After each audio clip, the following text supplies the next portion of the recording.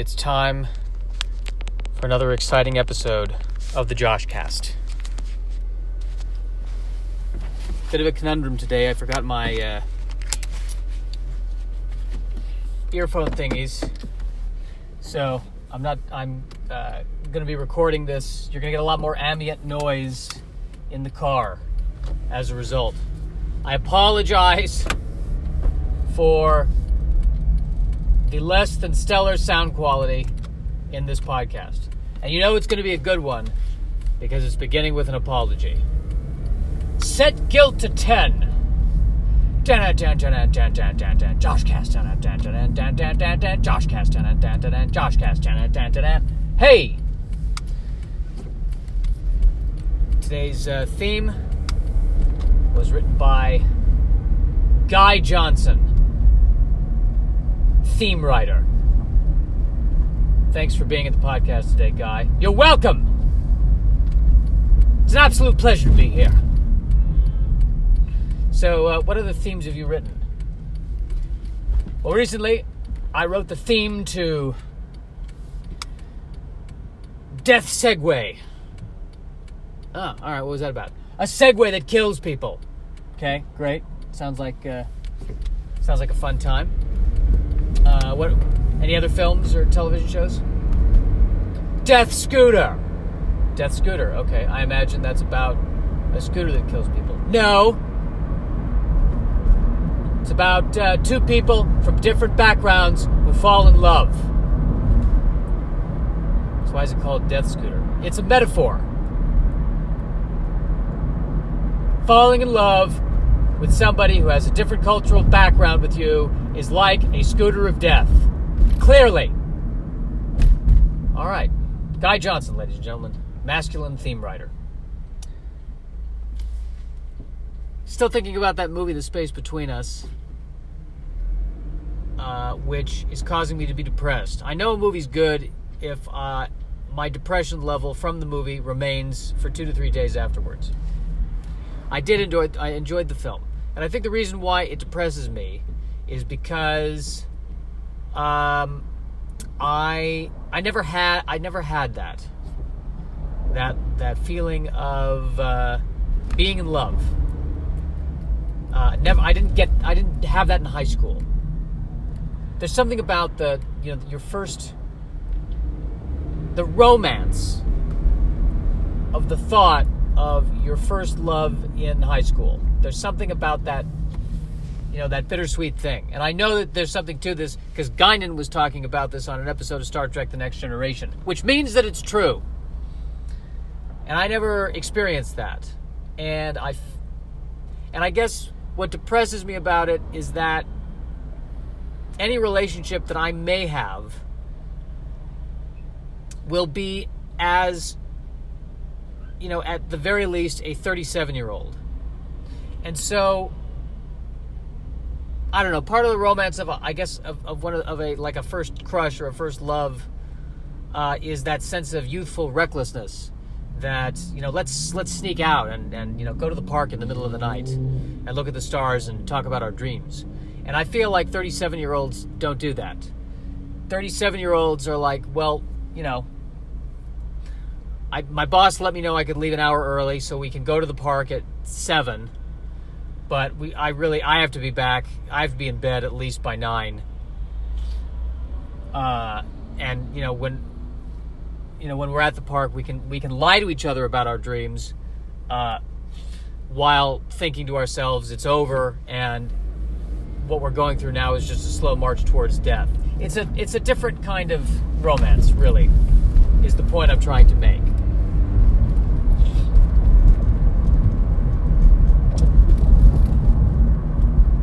But I could be wrong. Maybe, you know what it is? The other thing that's depressing, I'm aging out of, it's the young, hot romance, and aging into, it's the middle-aged, second chance romance.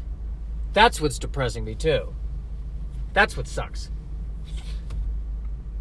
I'm entering the realm of, Richard Gere, who is the widower. I'm entering my Knights in Rodanthe phase.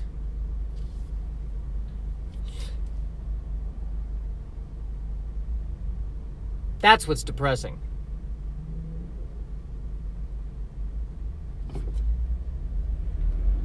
I was so depressing, I had to give a pregnant pause. Pregnant pause. Pregnant pause. Interesting phraseology there. I'm not sure phraseology is the right word, but you get what I mean. Who is the father of this pregnant pause? Well, usually... Who is the father of the pregnant pause in this particular case? Well, neuroses, I would say.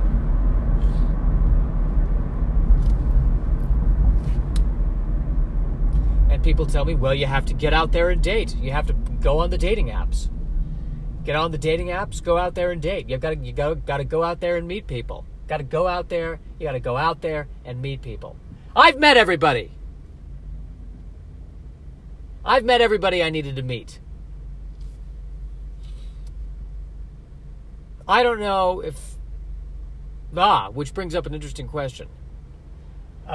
Is it the people or is it me that's the problem? Could I have had a first love, but I was too closed off? And if I opened myself up emotionally, could, theoretically, anyone be a love?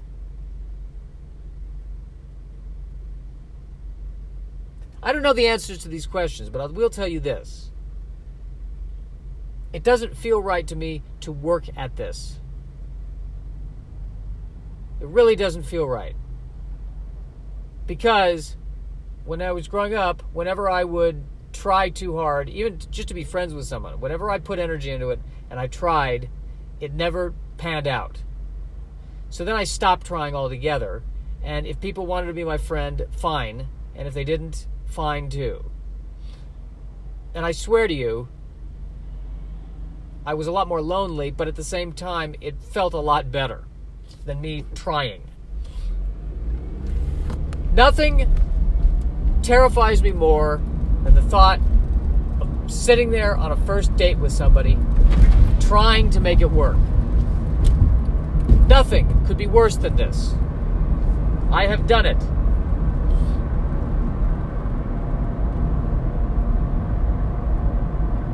It is exactly like doing stand-up in front of a dead crowd, or a crowd that is just not liking me. Just no matter what I do, it ain't happening. And I don't want that. I don't want to deal with that. I don't want to go through that. But you have to go through that. You have to go, is it like what they say with auditions? You have to go on 50 bad dates to get to finally find the one good person. Do you really? It reminds me of that book, The Game, where the guy who wrote the book saying, if not for me going through all of these hookups, I wouldn't have been able to be in the place to meet the girl of my dreams. Really?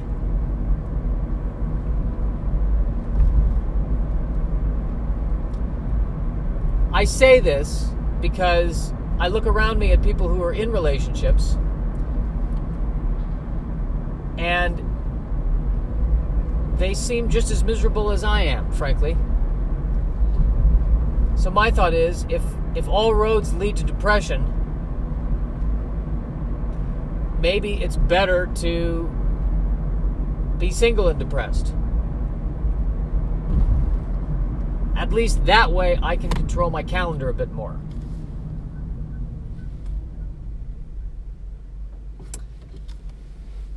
I don't know. This is getting very ponderous.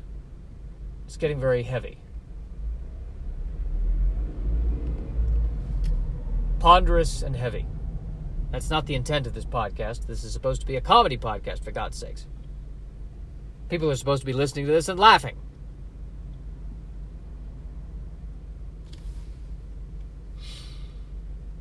I don't want to go out there and date. If it happens, it happens. If it doesn't happen, it doesn't happen. Dating is too dangerous. It is way too dangerous. If dating was not dangerous, if dating was a smooth and overall happy process, then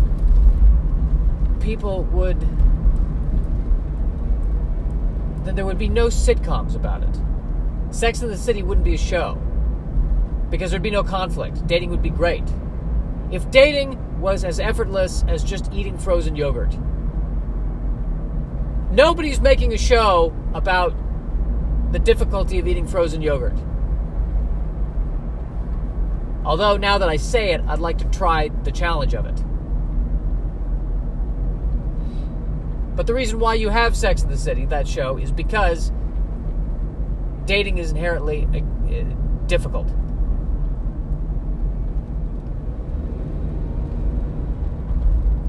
If dating was easy and not difficult, no one would be talking about it on stage. The fact that there are that many jokes being written about Tinder tells you how horrible Tinder is. Not Tinder in and of itself, but the fact that Tinder exists. The existence of it. The existence of this whole process.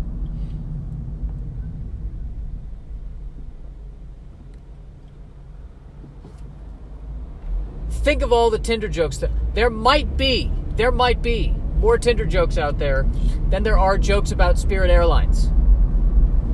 What does that tell you about dating?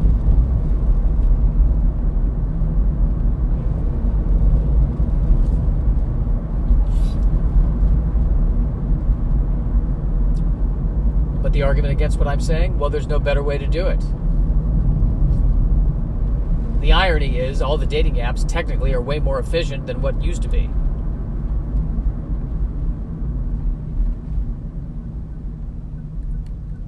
I guess it also bothers me because, friends have told me in the past, you got to get out there, you got to try, you got to get out there, you got to try. And then they end up with somebody and it's literally someone they worked with, or it just kind of happened.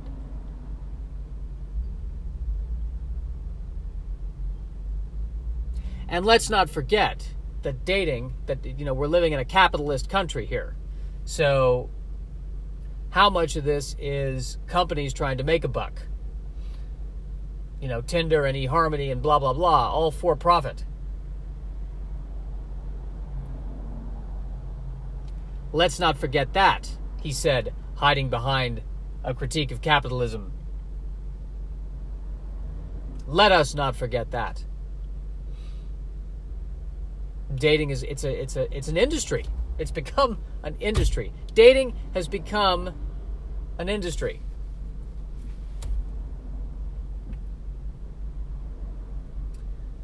That's got to be a red flag right there. My God, dating is a business.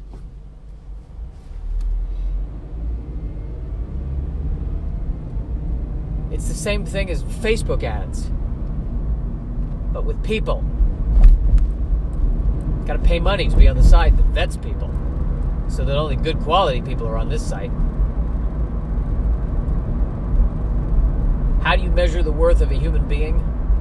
That's something the philosophers have been wrestling with for ages. But don't worry, our computer algorithm has got it figured out.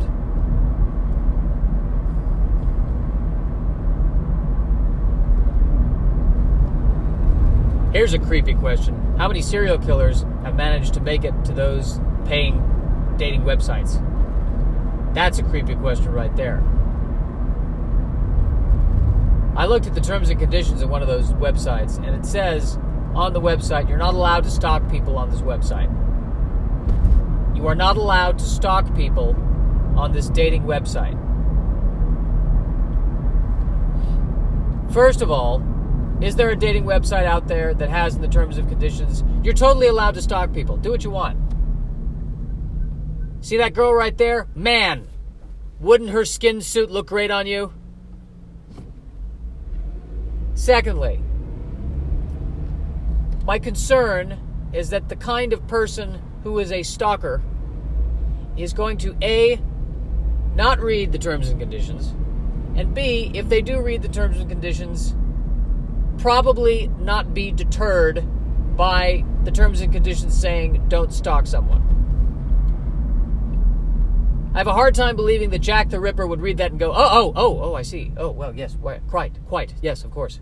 I'm glad I read that. Boy, I was about to violate the terms and conditions. Well, I guess it's the back alleys for me. I'll tell you why the terms and conditions are there, though. They're there because if somebody does end up stalking somebody else and there's a lawsuit of some kind, the dating website can say, well, we put it in the terms and conditions. We covered our butts. We did say don't do it.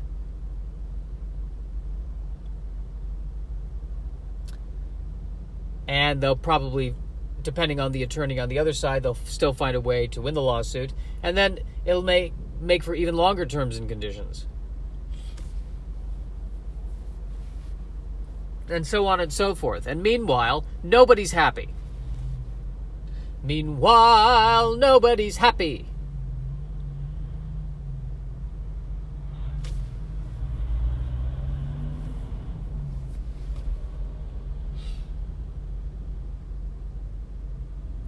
Woody Allen has an interesting critique about movies, that movies, by and large, it's at all levels is entertainment.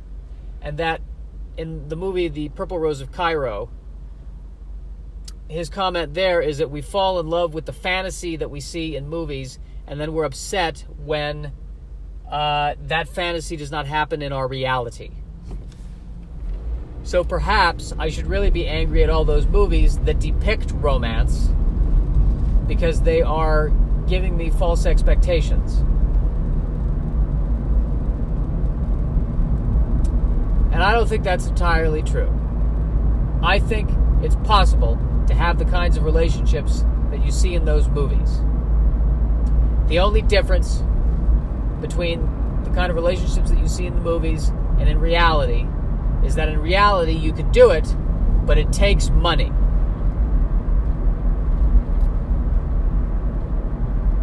That's why my favorite Disney character is Scrooge McDuck. And the one unrealistic thing about Scrooge McDuck, he's single. In the real world, Scrooge McDuck would be married to another duck who's about 35 years younger.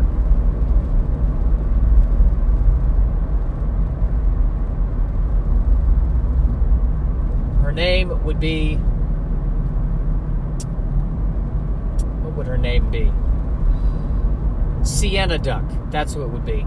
Fashion model, actress, Sienna Duck. That's who would be married to Scrooge McDuck in the real world. That's the fiction. The fiction is that he's old and miserly, and that's ridiculous. There aren't rich old misers. There are rich old married people.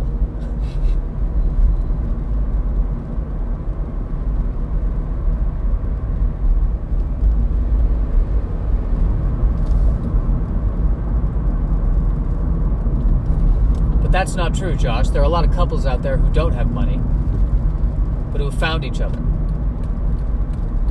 Yeah, because they don't have money.